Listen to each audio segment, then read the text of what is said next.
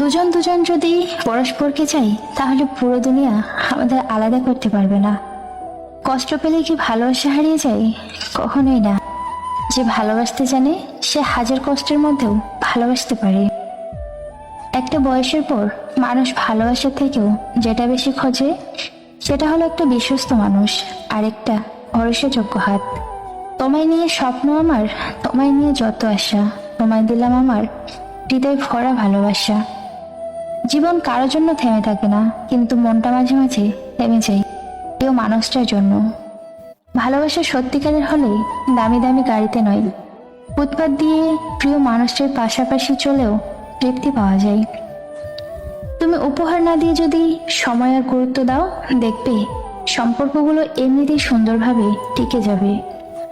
আমি যতই রাগ অভিমান করি না কেন, ভালোবাসাটা সেই আগের মতোই আছে। কাউকে ভালো লাগার আগে অনেক বছর একা থাকা যায়, কিন্তু কাউকে ভালো লাগার পরে মনে হয় তাকে ছাড়া জীবনটাই অসহায়। পুরুষের প্রথম প্রেমিকা হতে পারা ভাগ্য, তবে শেষ প্রেমিকা হতে পারাটা অনেক বড় সৌভাগ্য। জীবনে কখনো অসাধারণ কাউকে খোঁজো না, সাধারণ কাউকে খোঁজো যে তোমাকে অসাধারণ করে রাখবে। প্রকৃত ভালোবাসায় ঝগড়া হয়, বিচ্ছেদ না। তাই ইচ্ছে হলে ঝগড়া করে নিও, কিন্তু ছেড়ে যাওয়ার কথা মাথায় এনো না। সম্পর্কের জন্য অর্থ নয়, একটুকু বিশ্বাসের প্রয়োজন। ভালোবাসার জন্য রূপ নয়, একটা সুন্দর মনের প্রয়োজন।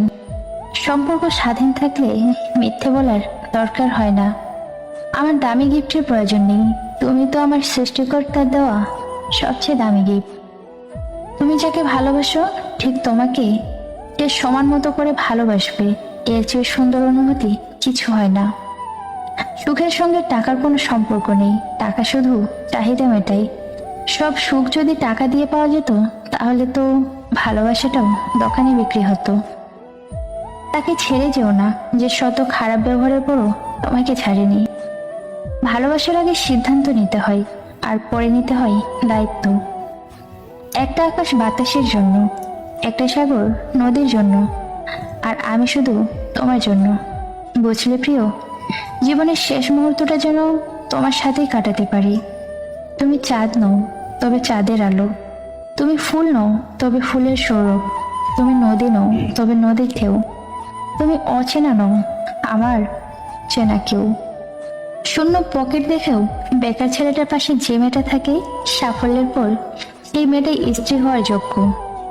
আমার মনটা যত্ন করে তুলে দিলাম তোমার হাতে, রাখতে পারবে তো যত্ন করে?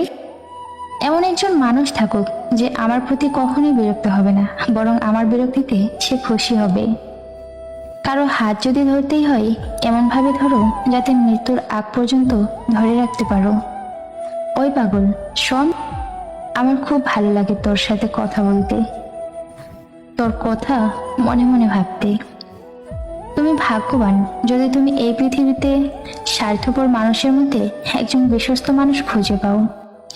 মান অভিমান সমস্ত কিছু মানিয়ে নিয়ে প্রিয় তোমার আমার প্রেমটা আরো মজবুত করে নিও। যেদিন তুমি হাজারো মানুষের ভিড়ে একটা মানুষকেই খুঁজবে, সেদিন বুঝবে তুমি ভালোবেসে ফেলেছ। এত দিবসের মূল্য কোথায় বলো? যদি একটা দিবসের কষ্ট মনে রেখে অযথা ও কারণে দুজনকে দুদিকেই চলে যেতে হয়। আমি সব পারবো, শুধু তোমার সাথে কথা না বলে থাকতে পারবো না। ভালো তাকেই বাসা যায় যে বুঝে ভালোবাসে কি, বিশ্বাস তাকেই করা যায় যে জানে বিশ্বাস কি। ভালোবাসা আর বিশ্বাস এক কথা নয়। রাগের মাথায় মানুষ একমাত্র তাকেই যাতা বলে যাকে সে নিজের থেকেও বেশি ভালোবাসে। আমার মা মারা গেছে আজ 3 বছরের মতো। আমার মা গাড়ি অ্যাক্সিডেন্টে মারা যায়। মায়ের সাথে কখনো বড় চাচির ভালো সম্পর্ক ছিল না, কারণ সংসারে মাতব্বরি করতো বড় চাচি, যেটা আমার মায়ের একদমই পছন্দ ছিল না। আমি বড় হওয়ার পর থেকে দেখতাম প্রায় বাবা মায়ের সাথে ঝগড়া হতো চাচিকে নিয়ে, আর বাবা চাচির কাছে টাকা জমা রাখতেন। আমার বয়স যখন 15 বছর, তখন মা সংসার আলাদা করে ফেলেন। 5 বছর আলাদা খাওয়ার পর মা মারা গেলে আবার একসাথে হয়ে যায়। তখন বাবা ঠিক মতো বাজার করতেন না। দেখা যেত আমাদের ঘরে একটা মুরগি আনলে বড় চাচির জন্যও নিয়ে আসতো, অথচ তারা কিছু আনলে আমাদের দিতেন না।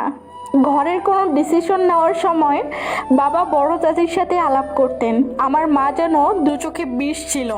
আমার বাবা স্কুল শিক্ষক, কিন্তু তার নিজেরই শিক্ষার অনেক অভাব। বাবার মুখের ভাষা ভীষণ খারাপ ছিল। আমি বড় হওয়ার পরও উনি আমার গায়ে হাত তুলতে চাইতেন। মা মারা যাওয়ার পর আমি আরও একা হয়ে যাই।